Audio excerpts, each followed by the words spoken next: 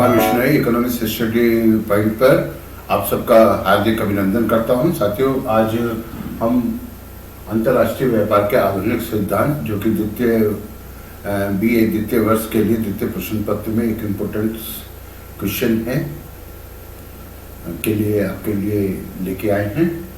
और ये सिद्धांत जो है इसको हम हेक्सर ओहलिन इंटरनेशनल कई थ्योरी ऑफ ट्रेड के नाम से भी जानते हैं। Heckscher Ohlin theory of international trade. यहाँ पर थोड़ा सा परिचय इनका। एली हेक्सन जो है इसने 1919 में और वर्टिल ओहलिन इन्होंने 1933 में जो रोजगार का प्रतिष्ठित सिद्धांत है उसको वैज्ञानिक रूप में और आधुनिक रूप में प्रस्तुत किया है।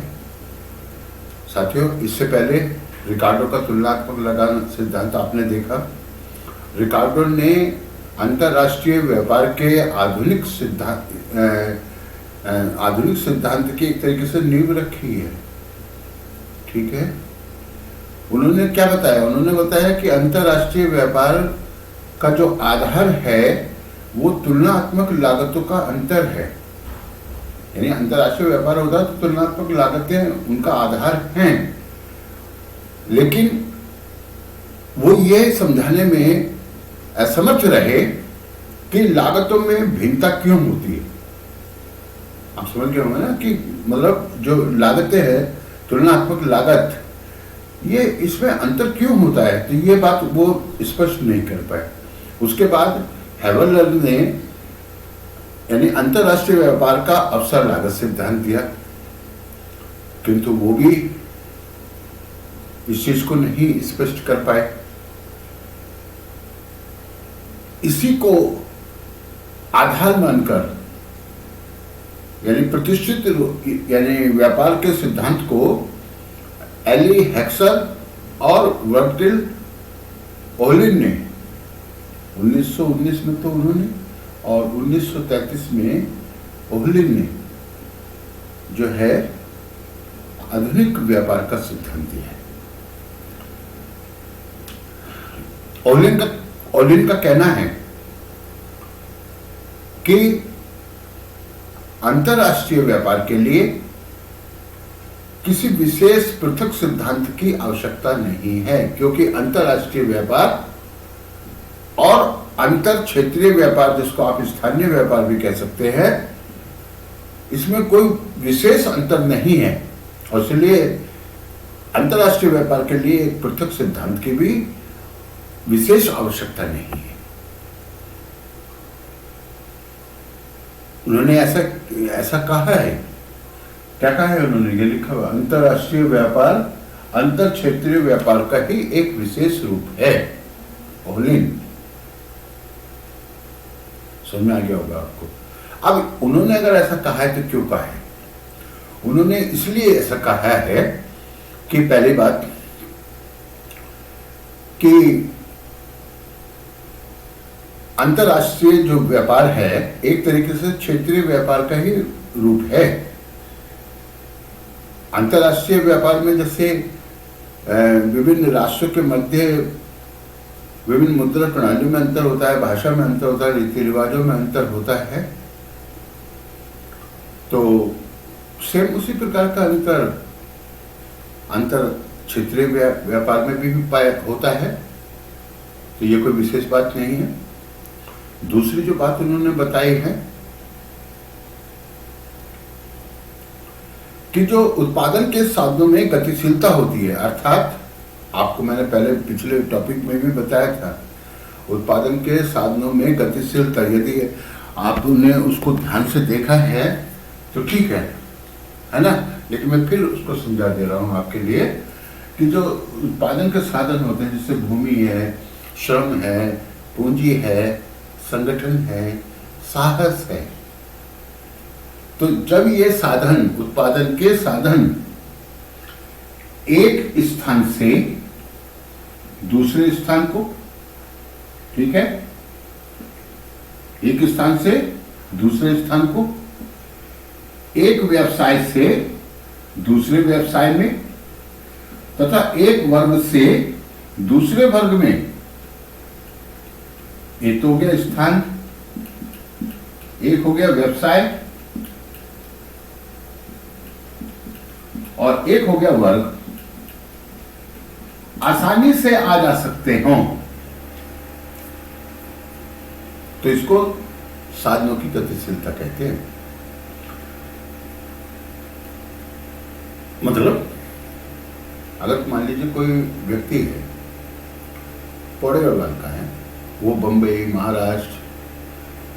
में, महाराष्ट्र, मध्य प्रदेश में या पश्चिम बंगाल में कहीं जाता है कार्य करने के लिए, तो ये स्थानीय गतिशीलता होगी। ऐसे बहुत सारे लोग होते हैं जो अंतर्राष्ट्रीय क्षेत्रों में जाते हैं। भारत के बहुत सारे लोग सऊदी में होते हैं, कनाडा में हैं, अमेरिका में हैं, जापान में हैं, कोरिया में हैं, ऑस्ट्रेलिया में हैं, जर्मनी में, विविध देशों में हैं। तो इस प्रकार की जो गतिशीलता होती है उसको हम स्थानीय गतिशीलता या भौगोलिक गतिशीलता कहते हैं। जब एक साधन एक व्यवसाय से दूसरे व्यवसाय में आ जा सकता है तो उसको व्यावसायिक गतिशीलता कहते हैं। मतलब कोई सूती वस्त्र उद्योग में है और वो चीनी उद्योग में आ जाए तो ये व्यावसायिक गतिशीलता होगी।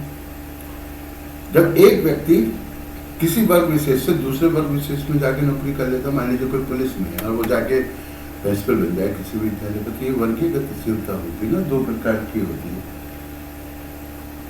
एक शीर्ष वर्गीय गतिशीलता, एक निम्न स्तरीय वर्गीय गतिशीलता। शीर्ष वर्गीय गतिशीलता मतलब अगर पदोन्नति हो रही है तो शीर्ष वर्गीय गतिशीलता हो गई, यदि अवोन्नति हो रही है तो उसको हम निम्न स्तरीय गतिशीलता कहेंगे। मतलब प्रमोशन की जगह डिमोशन हो रहा है, समझ गए, तो इसको गतिशीलता कहते हैं। उत्पादन के साधन आंतरिक क्षेत्र में जिस प्रकार से गतिशील होते हैं, पूंजी भी गतिशील है, श्रम थोड़ा सा यह है कि श्रम को हम मानते हैं कि श्रम गतिशील नहीं होता है, सॉरी भूमि में स्थानीय गतिशीलता तो होती ही नहीं, वर्गीय व्यावसायिक गतिशीलता होती है, समझ गए ना। एक स्थान की भूमि को दूसरे स्थान पे ले नहीं जा सकते। खैर, तो यहां जो उत्पादन के साधनों में गतिशीलता है उसका अंतरराष्ट्रीय व्यापार में कोई विशेष स्थान है ही नहीं, कोई प्रभाव नहीं पड़ता उसका। तीसरी बात उन्होंने कही, और वो ये कही कि विविध राष्ट्रों में विभिन्न प्रकार की मुद्राएं प्रचलन में होती है।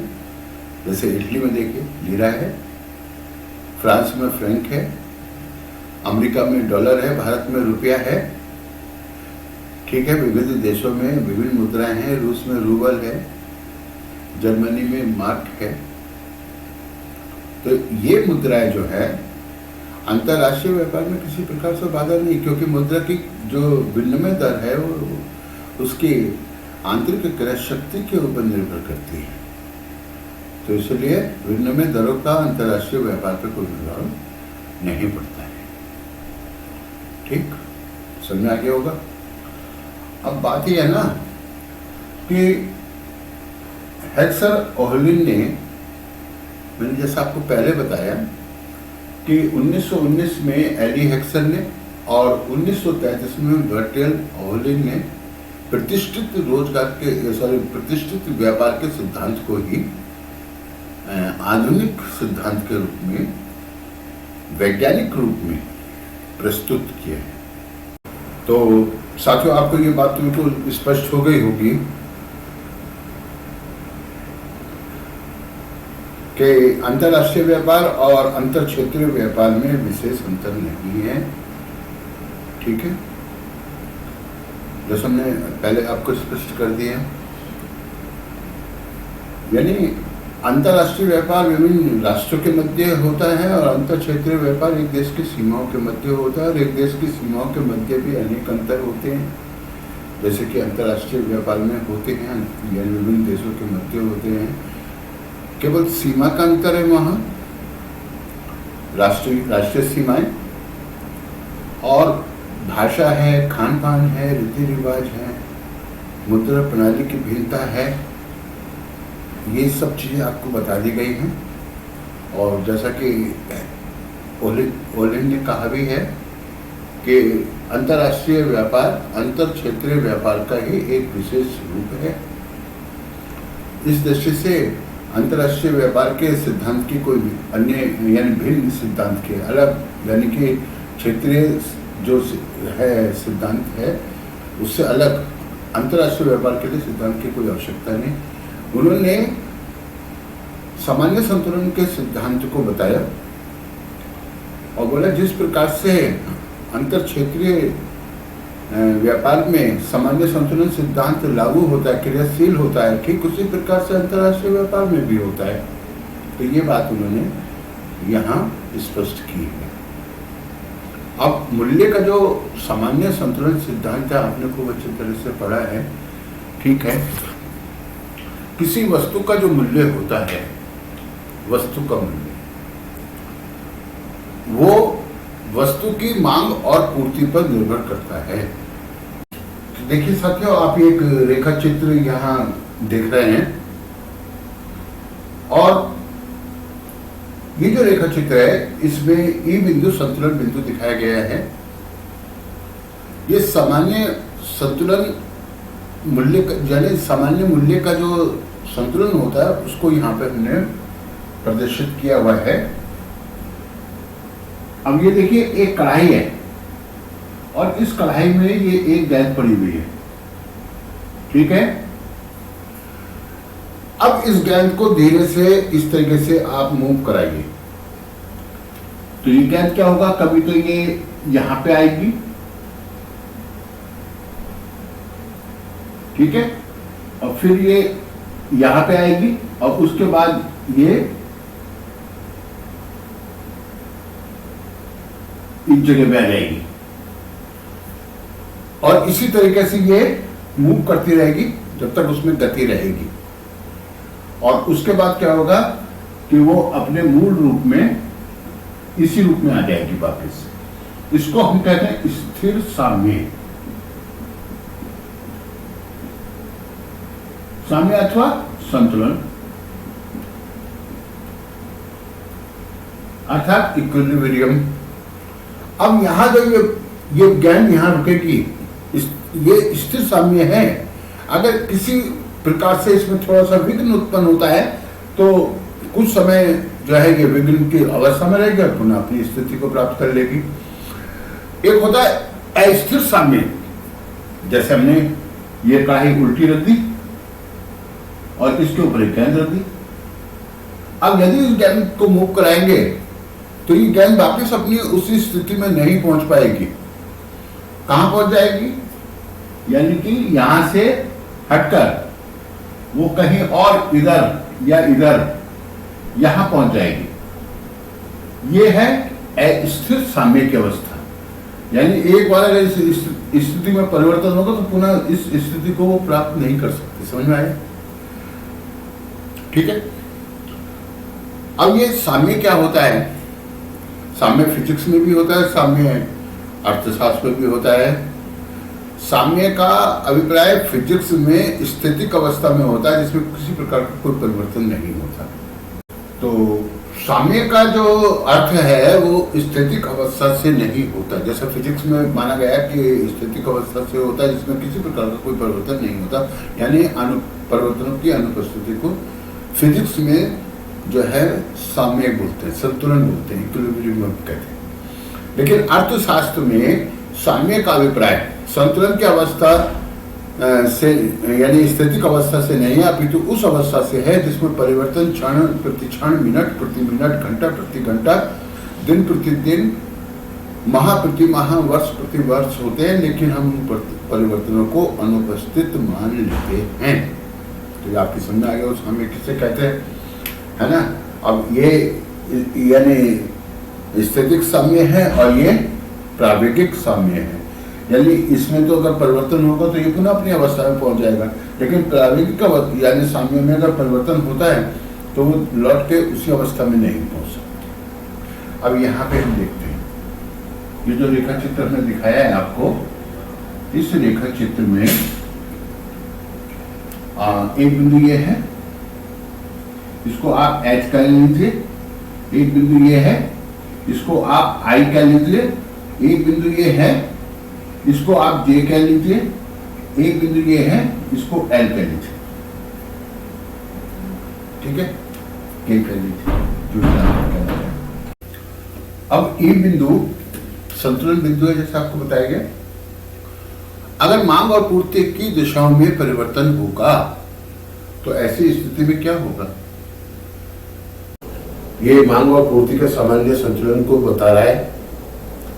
मांग और पूर्ति के सामान्य संतुलन को, जो कि पूर्ण प्रतियोगिता में होता है, ठीक है। पूर्ण प्रतियोगिता में वस्तु का मूल्य उस बिंदु पर निर्धारित होता है जहां पर वस्तु की मांग और पूर्ति दोनों इक्वल हो जाती है, बराबर हो जाती है।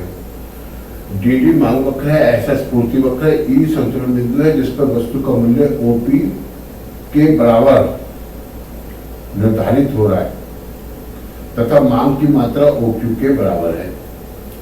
अब यदि कल्पना कीजिए कि किसी वस्तु का मूल्य कम हो जाता है तो क्या होगा? मांग हो जाएगी OQ1, अर्थात पहले मांग थी OQ, अब मांग हो जाएगी OQ1, अर्थात मांग जो कितनी अधिक हो जाएगी? K के L के बराबर अधिक हो जाएगी, ठीक है। यानी Q2 से Q1 के बराबर इतनी मांग बढ़ जाएगी मूल्य के कम होने पर, ठीक है।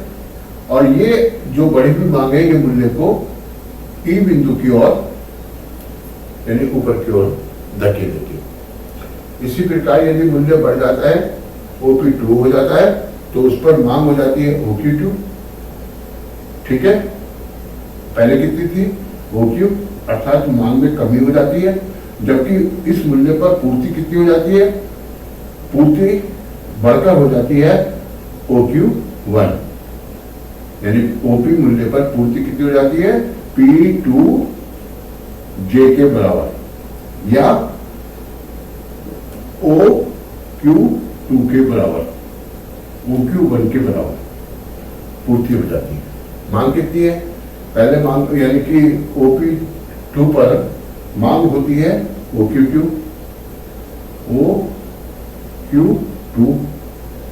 है ना, जबकि पहले कितनी थी? OP1 पर थी OQ,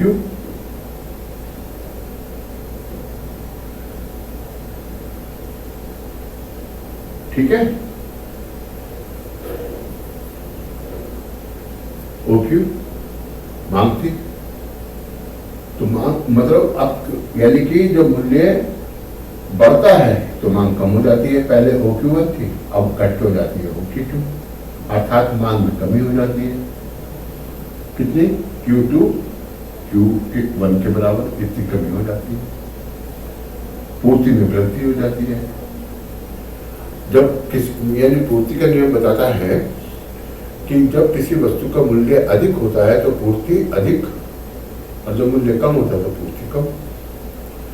मांग का जो नियम है विपरीत होता है, ये तो आपको मालूम ही है कि जब वस्तु का मूल्य ज्यादा होता है तो मांग कम हो जाती है, और जब मूल्य कम होता है तो मांग ज्यादा हो जाती है। यानी मांग और मूल्य में विपरीत संबंध होता है, जबकि मांग और पूर्ति में प्रत्यक्ष या धनात्मक संबंध होता है। ये बात यहाँ पर नोट करने वाली है। अब यहाँ पर हम बात करते हैं साधन के मूल्य की, तो यही बात साधन के मूल्य पर भी लागू होती है। जिस प्रकार सामान्य संतुलन का जो सिद्धांत है, यानी मांग और पूर्ति का जो सिद्धांत है, वो वस्तु का मूल्य निर्धारण करता है, ठीक इसी प्रकार किसी साधन का मूल्य या पुरस्कार उस साधन की मांग और पूर्ति पर निर्भर करता है। समझा गया होगा। और यदि ऐसा होगा तो साधन की पूर्ति अगर ज्यादा होगी तो उसका पुरस्कार कम हो जाएगा, मूल्य कम हो जाएगा, उसका आय उसकी कम हो जाएगी। एक बात हो गया कि वस्तुओं की मांग के कारण साधन की मांग होती है, पहली बात। दूसरी बात क्या है? दूसरी बात यह है कि जब वस्तुओं की मांग होती है तो उत्पादन के जो साधन हैं उनको आय प्राप्त होती है, और वही यानी कि जो आय उनकी है वही वस्तुओं की मांग का कारण बनती है। तो यहां हम कह सकते हैं संक्षेप में किसी का बाजार नियम।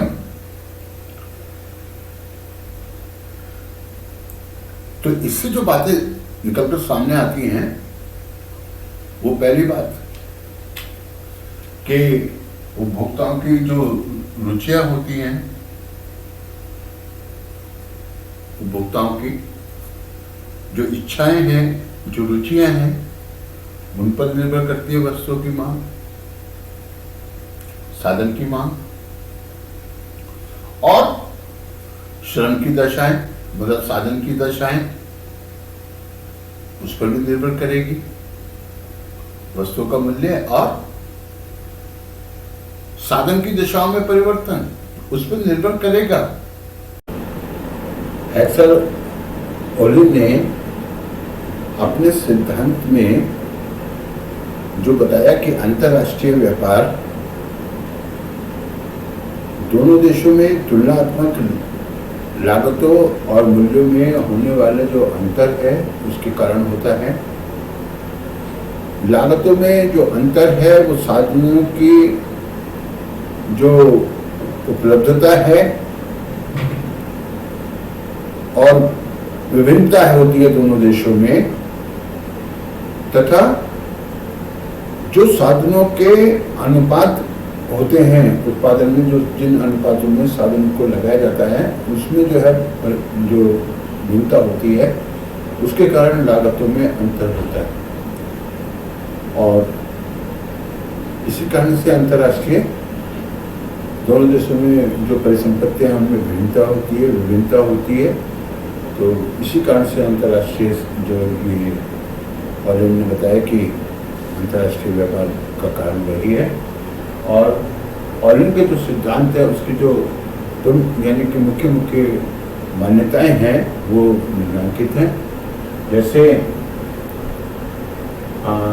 2x2 का मॉडल प्रयोग किया है उन्होंने, अर्थात उन्होंने दो वस्तु, दो देश तथा दो साधनों को लेकर अपना ये सिद्धांत जो है इसकी मान्यता उन्होंने ली है। साथ ही स्वतंत्र व्यापार की मान्यता है उनकी, यानी जो राष्ट्रों के मध्य व्यापार होता है उस पर किसी प्रकार का कोई प्रतिबंध नहीं होता है, यानी स्वतंत्र व्यापार पर किसी प्रकार का जो राजनीतिक हस्तक्षेप है वो नहीं है और दोनों राष्ट्रों में व्यापार स्वतंत्र है। इसके अलावा तीसरी जो मान्यता है परिवहन व्यय और तत्कर, इसको जो है उन्होंने अनुपस्थित मान लिया है। मतलब परिवहन व्यय बहुत ही महत्वपूर्ण होता है अंतर्राष्ट्रीय बाजार में। तो और दूसरे जो है सीमा कर हुए, तत्कर हुए, तो ये भी जो है महत्वपूर्ण होते हैं। तो इनको उन्होंने अपने सिद्धांत में अनुपस्थित माना है।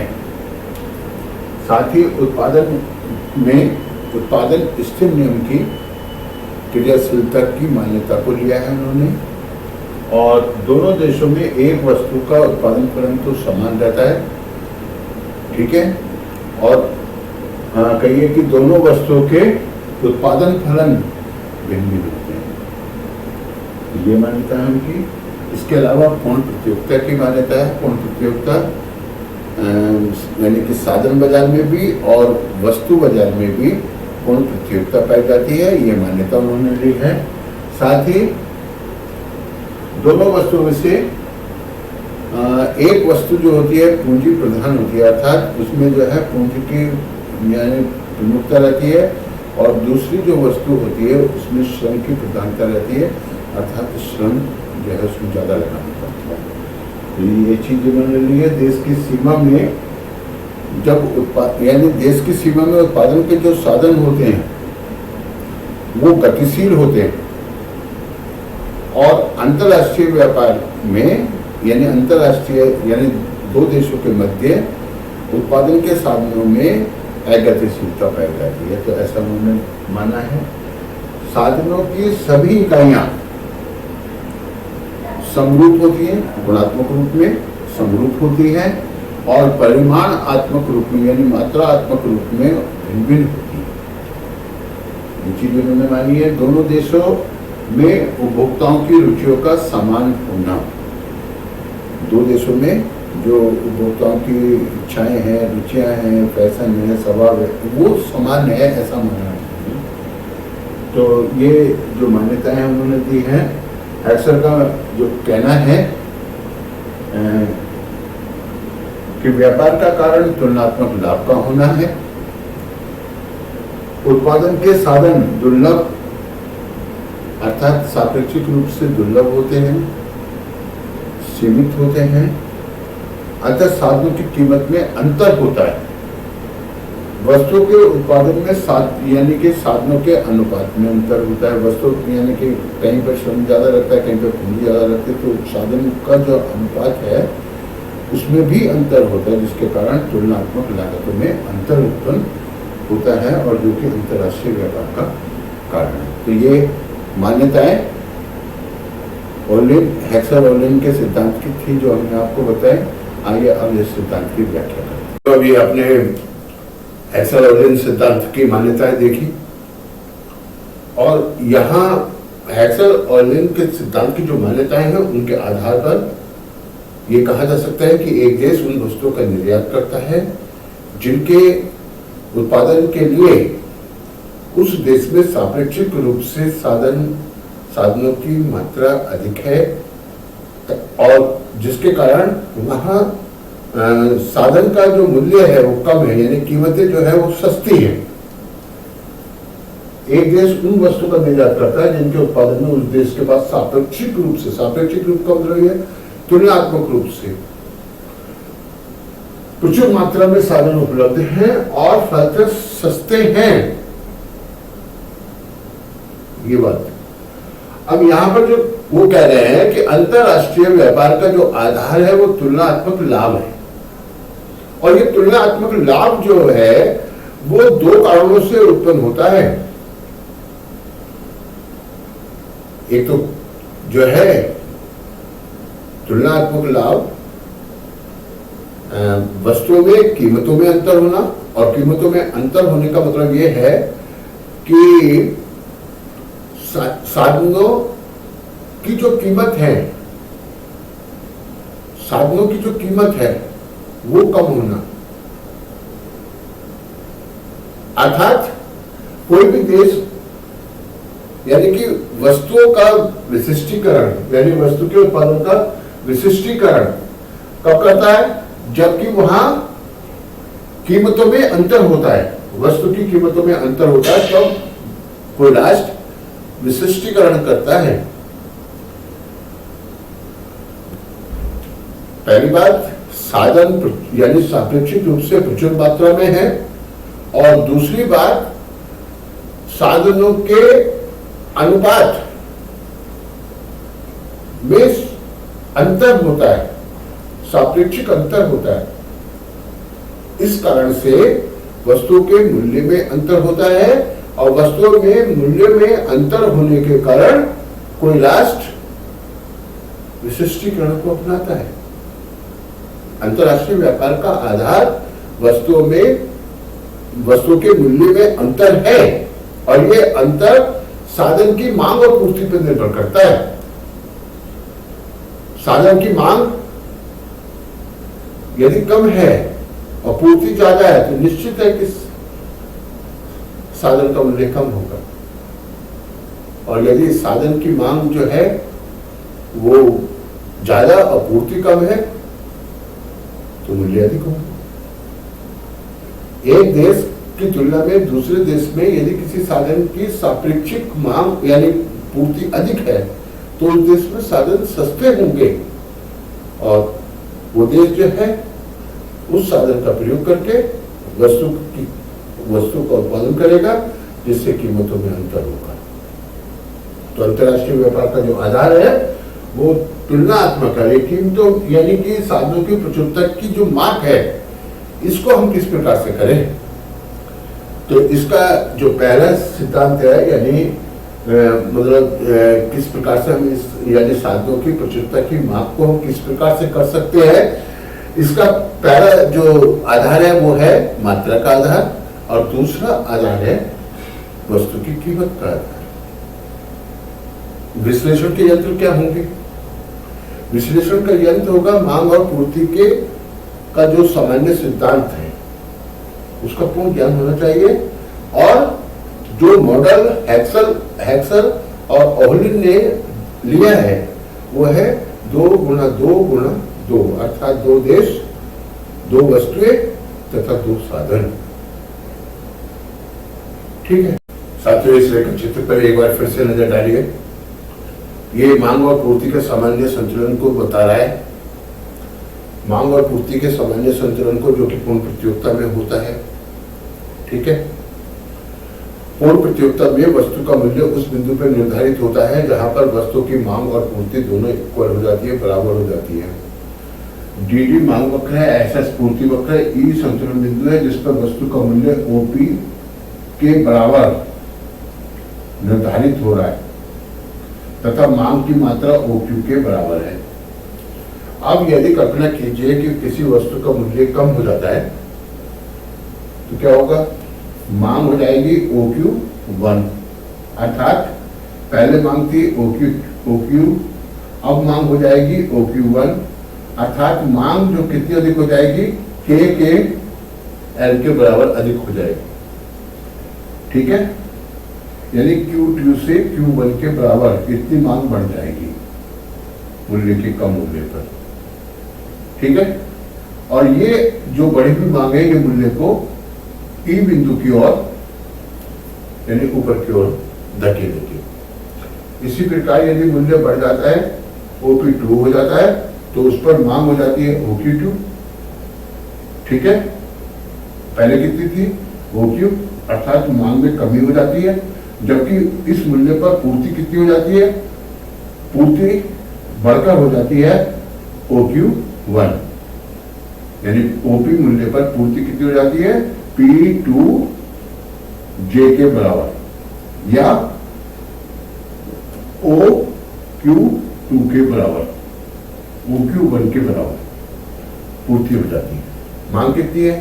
पहले मांग यानी कि OP2 पर मांग होती है OQ2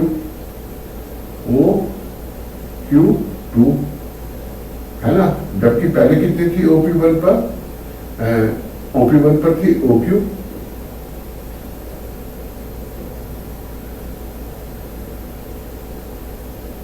ठीक है, OQ मांग थी तो मांग मतलब अब यानी कि जो मूल्य बढ़ता है तो मांग कम हो जाती है। पहले OQ1 थी अब घट हो जाती है OQ2 अर्थात मांग में कमी हो जाती है। कितनी? Q2 Q1 के बराबर इतनी कमी हो जाती है, पूर्ति में वृद्धि हो जाती है।